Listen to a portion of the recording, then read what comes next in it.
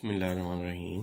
प्यारे बच्चों, आज हम डिस्कस करेंगे CSS 2022 का जो US हिस्ट्री का पर्चा था। उसके अंदर उसने पूछा क्या हुआ था और हमने लिखना क्या था, ये आज हम डिस्कस करेंगे। बहुत से बच्चों ने कहा कि पेपर बड़ा मुश्किल था, दिस एंड दैट, बहुत ट्रिकी था। लेकिन as far as I concern और as far as my students are concern, उनका भी रिस्पॉन्स यही था कि सर ये तो बहुत ही आसान पर्चा था। रीज़न बीइंग कि जब आप तैयारी करते हैं, अगर आप तैयारी को प्रॉपर स्केजुअल कर लेना तो फिर आपको कोई मसला भी नहीं होता। My name is Bilal Pasha and I am from 47 CTP। ठीक है, मैं जब अमेरिकन हिस्ट्री पढ़ाता हूँ, मेरी एक वीडियो भी है, उसके अल्हम्दुलिल्लाह 1.2 मिलियन व्यूज़ हैं। उसमें भी यही पढ़ाता हूँ कि अमेरिकन हिस्ट्री के ना कुछ बड़े इम्पोर्टेंट जो है ना वो चैप्टर्स हैं, उनको आप लाजमी करें। फॉर इंस्टेंस, मैं पूरा पहला एक लेक्चर कॉलोनाइजेशन पे लगाता हूँ। ठीक है, उसके बाद मैप के अमेरिका की कॉलोनाइजेशन हुई कैसे, फिर मैं पूरा दूसरा लेक्चर लगाता हूँ कि अमेरिका के अंदर जो रेवोल्यूशन आया वो कैसे आया। और फिर ये जो मेरा तीसरा लेक्चर होता है ना, ना सिर्फ ये US हिस्ट्री के लिए बल्कि ये ओवरऑल बच्चों की माइंड मैपिंग कर देता है अबाउट कॉन्स्टिट्यूशन। अब यहाँ पे मैं पढ़ाता तो US कॉन्स्टिट्यूशन हूँ, लेकिन क्योंकि US का कॉन्स्टिट्यूशन प्रेसिडेंशियल है और बच्चों को समझाते हुए जब तक उनको ये ना बताया जाए कि प्रेसिडेंशियल फॉर्म ऑफ कॉन्स्टिट्यूशन और पार्लियामेंट्री फॉर्म ऑफ कॉन्स्टिट्यूशन या इनकी बेसिस पे जो गवर्नमेंट बनती हैं वो क्या होती है, उनको समझ नहीं आती। ठीक है, चौथा लेक्चर मेरा बड़ा ही मतलब मेरे जितने भी लेक्चर्स होते हैं उनमें सबसे डिफिकल्ट लेक्चर होता है। US का जो प्रेसिडेंशियल इलेक्शन सिस्टम है वो बहुत ही ट्रिकी है। ठीक है, तो मेरा जो चौथा लेक्चर होता है वो पूरा US प्रेसिडेंशियल इलेक्शन सिस्टम पे होता है। और जो पांचवा लेक्चर होता है वो इस तीसरे लेक्चर के साथ कनेक्टेड होता है। इसके अंदर मैं ये पढ़ाता हूँ कि जब ये कॉन्स्टिट्यूशन बन रहा था तो इसमें दो किस्म के व्यूज़ थे, कुछ फेडरलिस्ट थे और कुछ जो है ना वो एंटी फेडरलिस्ट थे। ठीक है, और जब पहली गवर्नमेंट बनी वो फेडरलिस्ट की थी, तो उनका जो गवर्नमेंट का तो थॉट थी, जैसे PTA की गवर्नमेंट है उसकी एक थॉट है, या PMLN की गवर्नमेंट है उनकी एक थॉट है। वो थॉट किस चीज़ पे डिपेंड करती है, वो उनके एजेंडा पे डिपेंड करती है। तो जो पांचवा लेक्चर होता है वो इस पे डिटेल्ड होता है कि जो गवर्नमेंट्स बनी, मतलब पहले प्रेसिडेंट से लेके वाशिंगटन से लेके आगे दूसरा प्रेसिडेंट एडम और तीसरा प्रेसिडेंट जेफरसन, ये मैं कम्प्लीटली पढ़ाता हूँ कि ये कैसे हुआ। और साथ ही मैं अमेरिका की जो है ना वो वेस्ट वर्ड एक्सपेंशन पढ़ाता हूँ, क्योंकि स्टार्ट में तो अमेरिका बस ये 13 कॉलोनीज थी। ठीक है, उसके बाद ये अमेरिका एक्सपैंड कैसे हुआ। उसके बाद अमेरिकन हिस्ट्री में एक बहुत इंपॉर्टेंट क्वेश्चन स्टार्ट होता है, कोल्ड वॉर, मैं वो पढ़ाता हूँ, सॉरी सिविल वॉर मैं वो पढ़ाता हूँ। ठीक हो गया, और सिविल वॉर के बाद जब अमेरिका तबाह हो गया, उसको अमेरिका को उन्होंने बनाया कैसे, एक रिकंस्ट्रक्शन एरा स्टार्ट होता है, वो पढ़ाता हूँ। ठीक है, और उसके बाद जिस तरह हर मुल्क में प्रॉब्लम जनरेट होते हैं, अमेरिका में भी प्रॉब्लम स्टार्ट हुआ, करप्शन हुई, ये हुआ वो हुआ, तो उसको ठीक करने के लिए एक प्रोग्रेसिव मूवमेंट स्टार्ट हुई, वो पढ़ाता हूँ। ठीक है, और उसके बाद हम आ जाते हैं ये वाला एरा जिसमें वर्ल्ड वॉर 1 हुई और वर्ल्ड वॉर 2 हुई, और अमेरिका इन वॉर्स का जब उसका कोई तल्लुक ही नहीं था, जब उसने मॉन्ट्रो डॉक्ट्रिन बनाई हुई थी 1823 में कि हम यूरोप की वॉर्स में नहीं जाएंगे, तो अमेरिका इन वॉर्स का हिस्सा क्यों बना।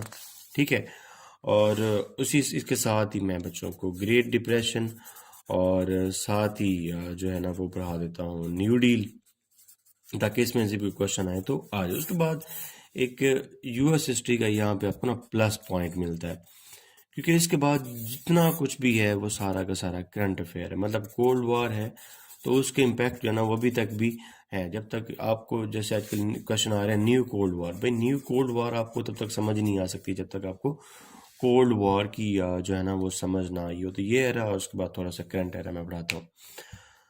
अब इसकी बेसिस पे 2022 का हम पेपर देखते हैं कि क्या वो पेपर अटेम्प्ट हो सकता था या नहीं हो सकता था। ठीक है, मैं इस दफ़ा एफपीएससी के सारे पेपर देखे हैं, मैं उस बंदे को लिटरली अगर वो मुझे मिले तो मैं उसको तमगा हुस्न कारकर्दगी जो है ना वो देना चाहता हूँ। उसने इतने अच्छे पेपर बनाए थे ना यार कि क्या बात है। मतलब उसने पहला क्वेश्चन नंबर 2 जो होता है, क्वेश्चन नंबर 2 ये था कि the revolution was affected before the war commenced. दो चीज़ें उसने पूछी, रेवोल्यूशन, उसके बाद war. The revolution was in the hearts and minds of the people. इसको डिस्कस करना था किसकी कंटेक्स्ट में, यूएस के अमेरिकन रेवोल्यूशन के कंटेक्स्ट में डिस्कस करना था। तो भाई इतना आसान सा ये क्वेश्चन था, उसके लिए मेरा जो ये पहला और दूसरा लेक्चर है इसको सम करके इसका आंसर बनता है कि रेवोल्यूशन अमेरिका की वॉर स्टार्ट होने से पहले मौजूद था। तो प्यारे बच्चों, जो मेरे स्टूडेंट हैं जिन्हें याद होगा, आपको एक फार्मूला पढ़ाया होगा, नेस्डेम SSCQ, याद आ गया होगा आपको। Navigation act, enumerated act, staple act, duty act, enforcement act, molasses act, sugar act, currency act, quartering act और स्टैम्प एक्ट। वो कहना ये चाह रहा है कि देखें वार तो स्टार्ट हो रही है ना 1775 में जाके ना, जबकि ये सारा कुछ जो लोग उन टैक्सेस के अगेंस्ट प्रोटेस्ट कर रहे हैं, जो लोग अपने राइट्स के लिए प्रोटेस्ट कर रहे हैं, जो पॉलिटिकल राइट्स के लिए प्रोटेस्ट कर रहे हैं, जो अपनी इंडिपेंडेंस के लिए प्रोटेस्ट कर रहे हैं, ठीक है, क्या वो 1775 से प्रोटेस्ट कर रहे थे? नहीं, वो तो बल्कि आपका क्वेश्चन ये इस चीज़ से स्टार्ट होना चाहिए था कि अगर ये अमेरिका है, स्टार्ट इस चीज़ से होना चाहिए था, ये अमेरिका है और या ये यूरोप है, तो यूरोप में जिस दिन से माइग्रेशन हुई, असल में वो migration he based on revolution थी कि वहाँ पे यूरोप से वही लोग उठ कर आए जो लोग नाराज़ थे इन लोगों से, जिनका पॉलिटिकल आइडियालॉजी डिफरेंट थी, जिनकी रिलीजियस आइडियालॉजी डिफरेंट थी, जिनके ज़िंदगी के ख्यालात जो है ना वो डिफरेंट थे। तो ये पहला और दूसरा लेक्चर मिला के आप कहते हैं कि जंग तो शुरू हो रही है 1775 में, उससे पहले जो इतने इवेंट्स हो चुके हैं वो क्या शुरू शो करते हैं, वो ये शो करते हैं कि revolution was in the hearts and minds of the people before the war. इसमें क्या मुश्किल था, मुझे तो कोई समझ नहीं आती। पहला और दूसरा लेक्चर को मुख्तसर करके आप लिख देते, आपको किसी चीज़ का मसला ही नहीं होना था। दूसरा क्वेश्चन था उसकी तो भाई क्या ही बात है कि वो कहता है कि फिलाडेल्फिया कन्वेंशन, इसमें भी दो चीज़ें हैं, कीवर्ड्स अपने सेपरेट करें। वो कहता है दो the Philadelphia convention was convened to amend the articles of confederation, कि Philadelphia convention articles of confederation को अमेंड करने के लिए बनाया गया था, लेकिन it resulted in framing of an altogether new constitution. अब मेरे बच्चों, अब आपको आज समझ आ गई होगी, कोई बच्चे मुझसे पूछते भी हैं कि सर आप डायरेक्टली हमें वो जो 1788 में कॉन्स्टिट्यूशन बना था आप हमें वो पढ़ाएं ना।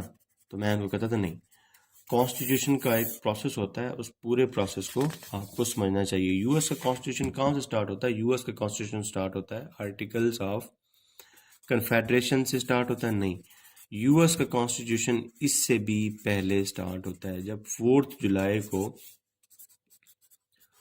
जुलाई 1776 को डेक्लेरेशन ऑफ इंडिपेंडेंस पास हुआ, और उससे पहले भी जो कॉन्टिनेंटल कांग्रेस बनी हुई थी वो भी किसी पैक्ट के तहत चल रही थी, और उसके बाद जब ये सारा कुछ खत्म हुआ, जंग खत्म हुई, तो 1781 के अराउंड उन्होंने आर्टिकल्स ऑफ कन्फेडरेशन बनाया। अब ये क्वेश्चन आपको तब तक समझ ही नहीं आ सकता जब तक आपको ये ना पता हो कि भाई आर्टिकल्स ऑफ कन्फेडरेशन कॉन्स्टिट्यूशन क्या था, ठीक है, उसके अंदर जो है ना वो इश्यूज क्या थे, और उन इश्यूज को एड्रेस करने के लिए फिलाडेल्फिया कन्वेंशन बुलवाया गया।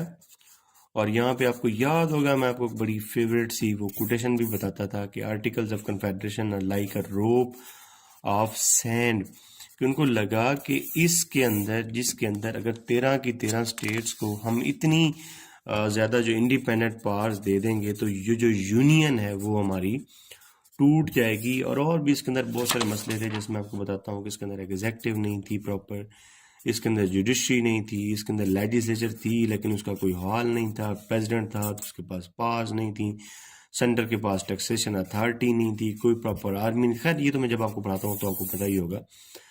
तो इन सारे मसाइल ने उनको 17 जो है ना वो अराउंड 87 आई गेस लेड किया कि भाई क्या करें, आप लोग न्यू कॉन्स्टिट्यूशन बनाएं। नहीं, उसको कहा कि इस कॉन्स्टिट्यूशन को, इस आर्टिकल्स ऑफ कन्फेडरेशन को अमेंड करें।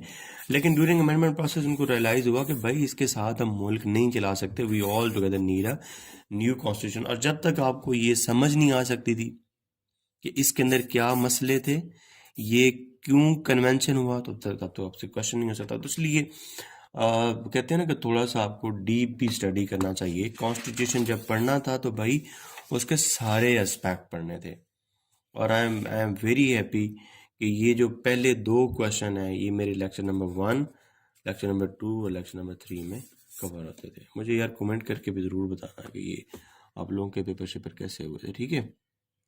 अब क्वेश्चन नंबर 4 जो था वो, जैसे मैंने आपको पहले बताया, वो कहता है कि कंपेयर एंड कंट्रास्ट, कंपेयर भी करना था और कंट्रास्ट भी करना था। किसका? Theories of government. किसकी? फेडरलिस्ट की और एंटी फेडरलिस्ट की। वही जो मैंने आपको पहले कहानी बताई है कि तीसरे लेक्चर जब मैं आपको पढ़ाता हूँ और कॉन्स्टिट्यूशन पढ़ाता हूँ तो मैं आपको बताता हूँ कि एक फेडरलिस्ट थे और एक एंटी फेडरलिस्ट थे। और जब उन लोगों ने अपनी बनाई गवर्नमेंट तो उसके अंदर यही थ्योरी थी जो उनकी कॉन्स्टिट्यूशन मेकिंग में थ्योरी थी। और जब उनकी फिर लंबा हो जाएगा, डिटेल बहुत ज़्यादा हो जाएगी, तो आपने उसको कंपेयर भी करना था। कुछ चीज़ें तो उनकी सिमिलर भी थी, जैसे अमेरिका को न्यूट्रल रखना है, अमेरिका के इंटरेस्ट को प्रोटेक्ट करना है, और कुछ चीज़ें उनके कंट्रास्ट में भी थी। कंट्रास्ट में खैर चीज़ें ज़्यादा थी एज कंपेयर टू जो है ना वो कंपैरिजन में। तो इस कंटेक्स्ट में आपने ये आपका क्वेश्चन जो है ना वो तीसरे और 5वें लेक्चर से अटेम्प्ट हो जाना था, ठीक है। अगला क्वेश्चन तो खैर फिर बहुत ही मलाई है कि compare and contrast Jeffersonian and Jacksonian democracy. ये तो सिंपल है कि जेफरसन ने कौन कौन सी चीज़ें की और जैक्सन ने कौन कौन सी चीज़ें की। ये आपको क्वेश्चन अटेम्प्ट होना था आपके चौथे लेक्चर में प्रेसिडेंशियल इलेक्शन के फ़ौरन बाद, जब मैं फेडरलिस्ट और एंटी फेडरलिस्ट गवर्नमेंट पढ़ाता हूँ और इसमें जेफरसन के पॉइंट्स पढ़ाता हूँ। और 5वें लेक्चर में जब वेस्टवर्ड एक्सपेंशन के बाद जैक्सोनियन डेमोक्रेसी आपको पढ़ाता हूँ, उसके अंदर आपने कंपेयर एंड कंट्रास्ट कर लेना था, ठीक है। आगे है क्वेश्चन नंबर 6 के discuss the factors that led to the outbreak of the cold war. इसका तो आपको बेहतरीन जो तरीकाकार बताया हुआ था कि आपने इसके factor, social factor, political factor, economic factor, geographic factor, trust issues, ठीक है, इस तरह के जनाब वगैरह 10-12 बेहतरीन से फैक्टर्स लिखते थे और साथ में थोड़ा सा इवेंट्स को रिकॉल करते थे, तो बेहतरीन आपको ये क्वेश्चन अटेम्प्ट हो जाना था, ठीक है। उसके बाद है जी critically examine the domestic policy of Harry S Truman. अब मैंने आपको पढ़ाया हुआ है कि ट्रूमैन जब से आता है ना और आइजनहावर, ये पर्टिकुलरली और बाकी ये सारे आने वाले प्रेसिडेंट की जो डोमेस्टिक पॉलिसीज हैं वो सारी की सारी किसके अराउंड रन करती हैं? कोल्ड वॉर के अराउंड रन करती हैं। वो कहता है, do you think it was an improvement ever the policy of the new deal? तो इसको भी तुम इस कंटेक्स्ट में देखो, न्यू डील के अंदर क्या था, तो जारी बात है आपको फिर लेक्चर नंबर 7 पे जाना पड़ेगा कि न्यू डील के अंदर जो मेन एजेंडा था वो था कि अमेरिकन हिस्ट्री में देखो बजट की 2 टाइप्स होती हैं ना, एक होता है बैलेंस्ड बजट होता है जिसके अंदर जो है ना वो एक्सपेंडिचर और जो इनकम है वो बराबर होती है, और एक तरह होता है एक्सटेंडेड बजट, जिसके अंदर जो आपके एक्सपेंडिचर्स हैं वो आपकी इनकम से इंक्रीज कर जाते हैं। अब पूरी अमेरिकन हिस्ट्री में ना कभी ऐसा हुआ ही नहीं था कि भाई आपके एक्सपेंडिचर्स जो है ना वो आपकी इनकम से, आपकी रिसीट से ज़्यादा हो जाए, लेकिन ये पहली दफ़ा हुआ इसके दौर में, क्या नाम है इसका, FDR, फ्रैंकलिन डिलानो रूजवेल्ट के दौर में, उसकी न्यू डील के दौर में। अब देखो आपको इसका भी पता होना चाहिए, मसला तब है ना, हिस्ट्री का पेपर आपसे अटेम्प्ट ही तब होता है जब आपके जहन में पूरी कहानी चल रही हो। और अल्हम्दुलिल्लाह आई एम वेरी हैप्पी कि आप लोगों को ये चीज़ें सारी पेपर में समझ आई हों, क्योंकि भाई न्यू डील के अंदर उसका मेन एजेंडा ये था कि उसने अमेरिकन को पहले दफ़ा रियलाइज़ कराया कि कोई बात नहीं भाई, अगर डेफिसिट बजट भी बन जाता है, अगर आपके एक्सपेंडिचर आपकी रसीट से ज़्यादा हो जाते हैं तो कोई बात नहीं, ठीक है। इसी कंटेक्स्ट में ट्रू मैन ने भी एक्सपेंडिचर ज़्यादा किए, उसने मार्शल प्लान दिया और अपने आप को एक्सटेंड किया। किसके कंटेक्स्ट में? डोमेस्टिक फ्रंट्स को सेव करने के लिए उसने फॉरेन एक्सटेंट में लंबे लंबे रोल प्ले किए, ये वो दिस दैट। खैर ये क्वेश्चन थोड़ा टेक्निकल हो जाना था, आप बेशक ना भी करते ये क्वेश्चन, ठीक है। और अब क्वेश्चन नंबर 7 है। अब ये बहुत इजी था, लेकिन मैं क्वेश्चन नंबर 7 भी आपको रिकमेंड नहीं करता। आप जो पार्ट्स वाला क्वेश्चन है ना, ये वैसे भी आपके लिए है कि आप पार्ट्स वाला क्वेश्चन कभी भी ना किया करें, अनलेस आपके पास कोई और ऑप्शन ना बचे, तो आप तब तक पार्ट्स वाला क्वेश्चन ना करें। इसकी वजह पता क्या होती है? इसकी वजह ये होती है कि यार एक पार्ट ना, जैसे फर्स्ट ये क्वेश्चन है कि वाटर गेट स्कैंडल है, अब भाई ये आपके पूरे जो है ना वो आप इसको 10 नंबर के करने लगेंगे, लेकिन ये पूरे 20 नंबर का आपसे टाइम ले जाएगा क्वेश्चनों का।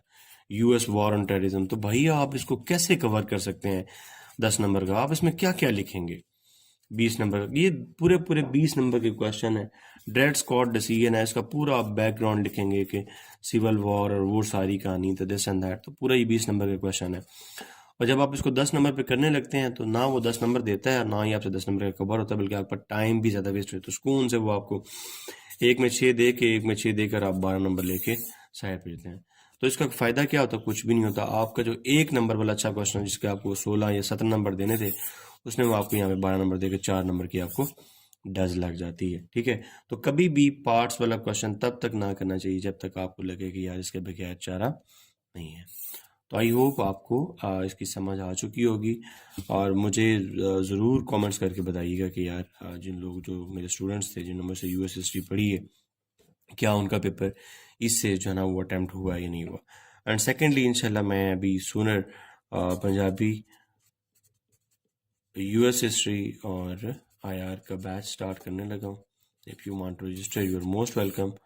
और मेरी सबसे बड़ी मुझे जो लगता है वो ये है कि यार पंजाबी अगर 8 लेक्चर्स होंगे तो इंशाल्लाह आपको 8 दिन के अंदर पंजाबी ख़त्म। US हिस्ट्री के 8 लेक्चर्स होते हैं, इंशाल्लाह 8 दिन में आपका कोर्स ख़त्म। और IR के 16 लेक्चर्स होते हैं, तो इंशाल्लाह 16 दिन में आपका कोर्स ख़त्म।